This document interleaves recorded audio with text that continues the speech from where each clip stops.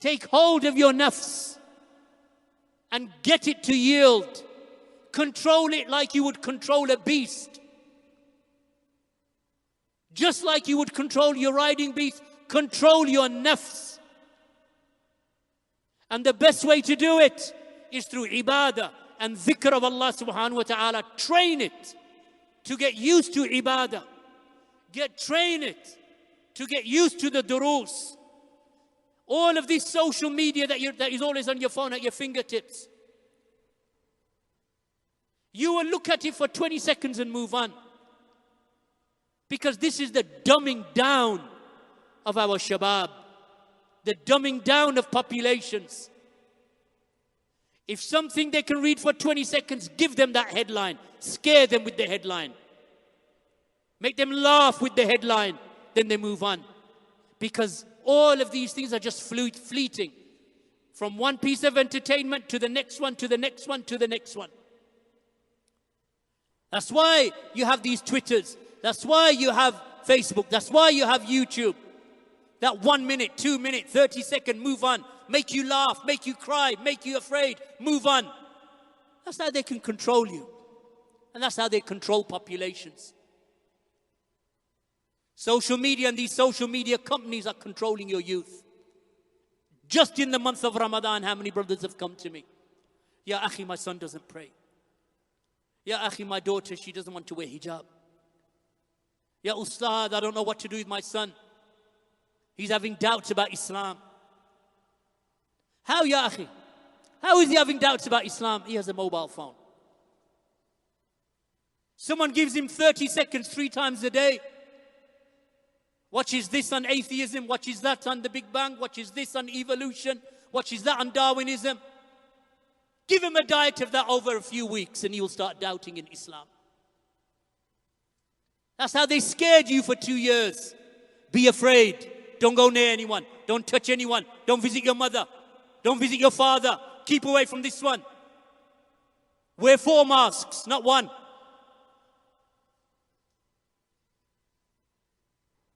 This is how it works, indoctrination. And this is the beauty of Islam. When you study a book of Islam, like Kitab al-Tawheed, Thalathatul Usul, Aqidatul Wasitiyah, the students of the Mashaykh are sitting for 3 years studying one book.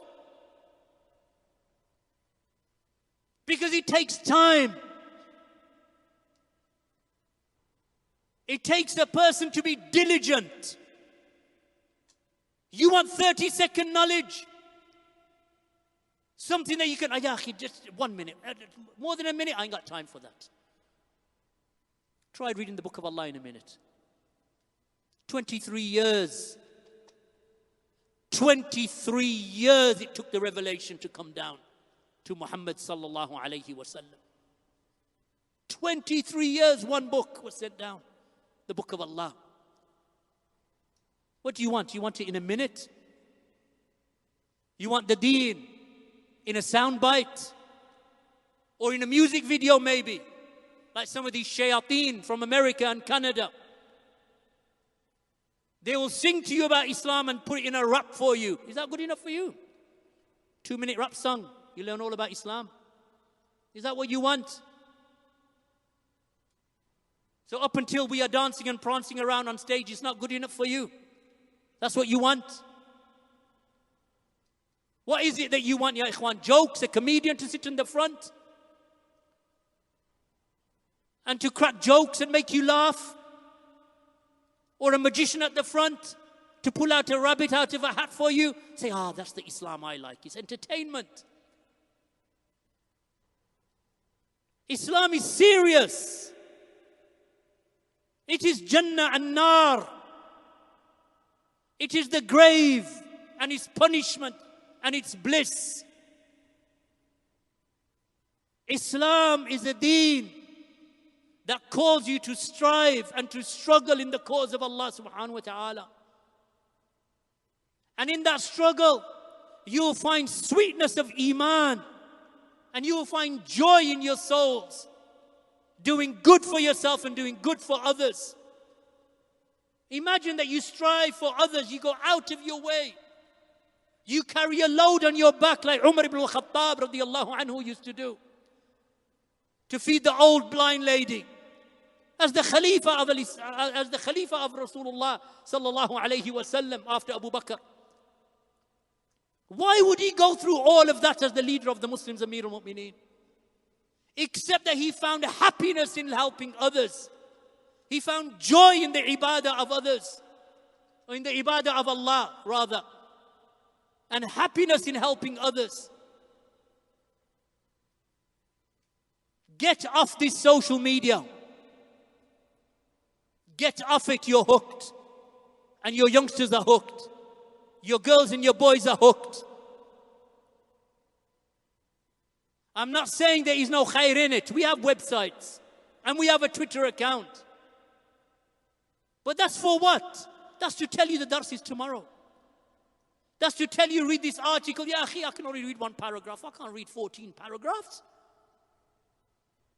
You put an article about the rights of Eid and the rules of Eid and how to pray and what to wear and what to do and what is allowed and what is not allowed.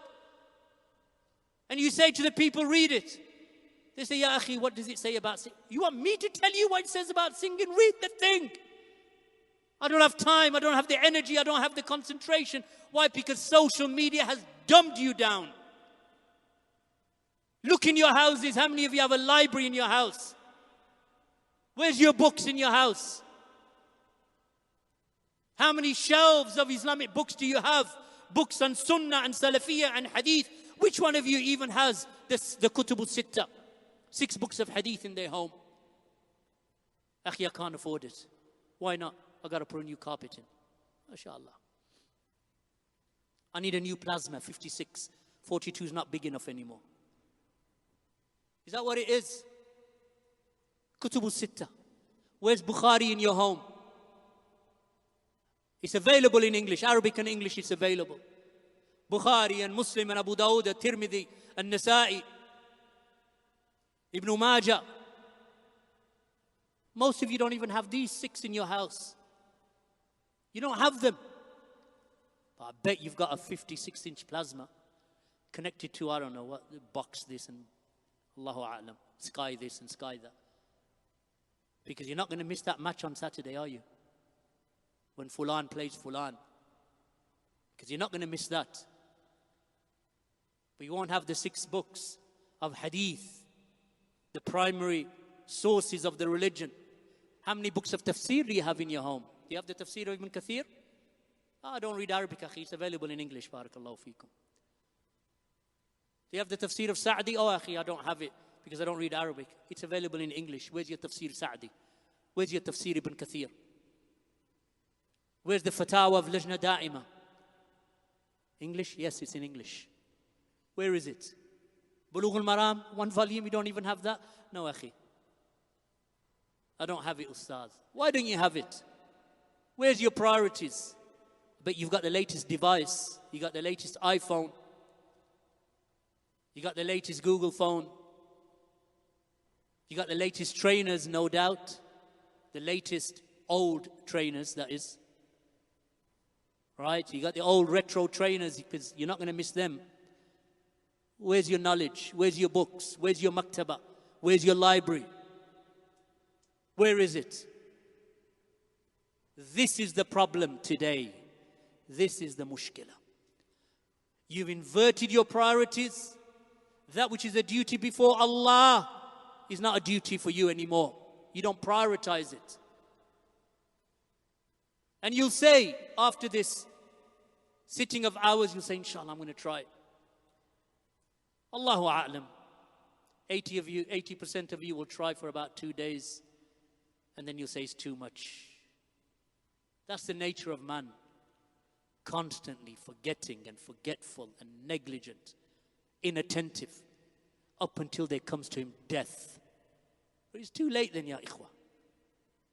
You are Ahlus Sunnah. Otherwise, inshallah, you wouldn't be sitting here today. You are Ahlus Sunnah. You are people who follow the madhab of the Salaf. Or you try. Try harder. Bring your children. Bring your wives. I don't know how long I'm going to be alive. certainly not getting any younger. No, he's Abu Hakim, no, he's Abu Idris. Abu Talha rahimahullah has already passed away. Abu Uwais, Abdullah Ahmed rahimahullah has passed away. Abu Umar Farooq has passed away. Abu Tayyib Ismail has passed away. We're dying. We are dying. When we're gone, we're gone. Inshallah, Allah will replace us with better than us. But you don't know that. Now that you have the opportunity to sit. Sheikh Rabi' in his 90s, can't sit with him anymore. He's old. He's housebound. Sheikh Ubaid, old, housebound. Sheikh Al-Fawzan in his 90s. Sheikh Abdul Muhsin in his 90s. The Mufti in his 90s. When we had the opportunity, did we benefit from them? Did we sit with them? What benefit are you taking? What opportunities are you taking for yourselves and your families? Don't walk out of here today without changing. Tomorrow, inshallah, is the last day for you of the month of Ramadan. Then it's Eid. Then a week after Eid, the durus are back on. Weekly. Abu Hakim, Abu Idris, Abu Khadeejah. Then the guests that we invite for conferences. Abu Iyad, Abdul Ilah, Uwais al-Tawil, Hassan al-Somali. Constantly inviting them so that you can benefit. Don't allow when next week comes, 7 days go by as if Ramadan didn't even come, as if you didn't even listen to what I said this evening. Don't let that happen to you. And control those devices in your home. Wallahi, my advice to you, get rid of that big screen. Or if you're not going to get rid of that big screen, that plasma thing that you've got in your house, cut the cables to this, what do you call them? These TV boxes. Cut the cable to it. You don't need them. You don't need to watch football every Friday, Saturday, Sunday. You don't need them. You don't need their entertainment. When some kafir scores a goal, you jump out of your seat, screaming as if it's your Eid. As if you're going to walk away with £200,000 that day. You're not walking away with anything. You've had to pay to watch the blooming thing. What do you walk away with? He walks away with $250,000 for one match. What do you walk away with? Nothing. You just paid for him. It's not worth it, ikhwah. It's not worth it. Get rid of this entertainment. Because when they tell you to be happy, you're happy. When they tell you to be afraid, you're afraid. When they tell you to keep away from your mother and your cousin and your neighbor and your brother and your sister and your son and your mother, you keep away because they put fear in you. This is how they work. This is all about controlling and indoctrination. When they tell you come from an ape, you say, yeah, I came from an ape. I didn't come from an ape. Maybe you did. When they tell you this is how the world works, you believe them. Why? Because it took them because they've indoctrinated you into believing them. It only takes, if you get used to this 30-second, 1 minute indoctrination, all the news comes to you in a minute. So you read it for a minute, it's over. So you become afraid in a minute. You become happy in a minute. You jump off your seat in a minute and cheer in a minute. Because all of it is about controlling you, and it takes a minute. That's all it is. They'll tell you, phone on your neighbor. If he does something wrong, phone. Because he's had a visitor to his house. All of a sudden you become spies for them as well. Ikhwa, be disagreeable. Be disagreeable. Question. Learn your deen. Study the Sunnah. Become individuals who think for themselves. And this is what Islam does. It gives a person courage and strength to stand up and say, no, that doesn't sound right. Let me go and study that and see what Islam says. Let me go and study that and see what the Sunnah says. Let me go and speak to Ahlul Islam, not BBC. We don't need to believe them. Not the BBC, not any news media channel. They are not the reference of our ilm. Whatever they say, you believe it. And whatever they deny, you deny it. Wallahu musta'an. May Allah subhanahu wa ta'ala guide us and guide our children, guide our families, guide our communities to that which is